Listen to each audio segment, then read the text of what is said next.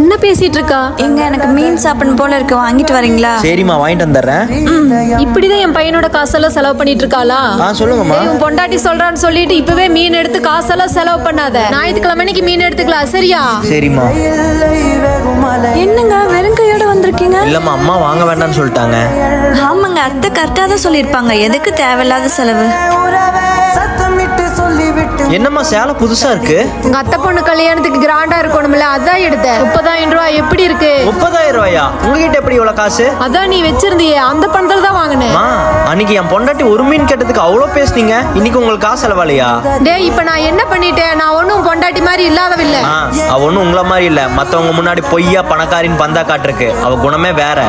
எங்க அத்தைக்கு சேர்த்து வாங்கிருங்க, அவங்களுக்கு மீன்னா ரொம்ப பிடிக்கும். இந்த 30,000 ரூபாய்க்கு என் பொண்டாட்டிக்கு சேர்த்து சேலை வாங்கியிருந்தீங்கன்னா பெருமைப்பட்டிருப்பேன். நான் என் பொண்டாட்டிக்கு வாங்கி கொடுக்க தெரியாம இல்ல, அவங்களை எப்பவுமே பிரிச்சு பார்த்தது இல்ல. ஆனா நீங்க